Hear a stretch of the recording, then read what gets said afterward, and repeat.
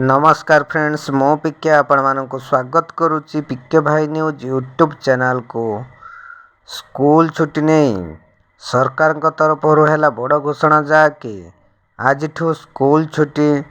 तो कौन आसी संपूर्ण अपडेट चलते जानवा वीडियो माध्यम ता पूर्व चैनल नुआ थिले एबे पिके भाई न्यूज यूट्यूब चैनल को सब्सक्राइब करी साइट रे थिबा बेल आइकन को प्रेस कर दियंतो, जा फल राज्य और केंद्र सरकार तरफ आसुथिबा समस्त खबर अपडेट यही चैनल माध्यम आपण माने पाई परिबे।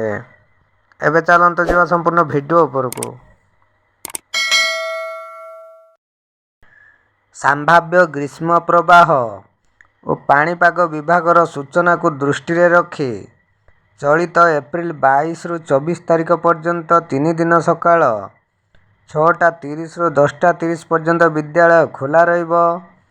सेहीपरि एप्रिल 25 तारिख ठारू माने आज ठारू राज्य सरकार ग्रीष्म छुट्टी घोषणा करिसंती।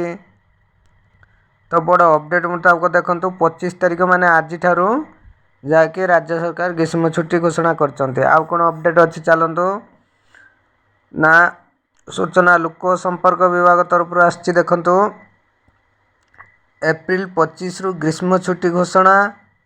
संभाव्य ग्रीष्म प्रवाह पाणीपाग विभागर सूचना को दृष्टि रखी राज्य सरकार चलित एप्रिल 22 सोमवार 24 तारिख बुधवार पर्यंत 3 दिन पर समस्त सरकारी अनुदान प्राप्त एवं बेसरकारी विद्यालय गुड़ी को सकाळ 6:30 रु 10:30 पर्यंत खोलावा पाई निष्पत्ति नेइचंती एवं चलित एप्रिल 25 तारिख रो ग्रीष्म छुट्टी पाई मध्य सरकार निष्पत्ति नेइचंती। ग्रीष्म छुट्टी समय सरकारी एवं सरकारी अनुदान प्राप्त विद्यालय रे छात्र छात्री शिक्षक मानक पाई शिक्षा तथा शैक्षिक कार्यक्रम निमंते राज्य प्राथमिक शिक्षा निर्देशक, राज्य माध्यमिक शिक्षा निर्देशक एवं उच्च माध्यमिक शिक्षा निर्देशक प्रत्यक्ष तत्वावधान रे विद्यालय परिचालना कराजिबो।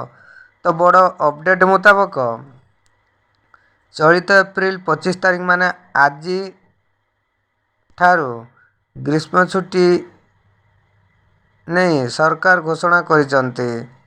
तो यह तो थिला आपण मानक पई बहुत बड़ अपडेट न्यूज। एई बड़ी इंफॉर्मेटिव वीडियो पाया पई हम चैनल पिके भाई न्यूज यूट्यूब चैनल को सब्सक्राइब करी साइड रे थिबा बेल आइकन को प्रेस कर देना। थैंक्स।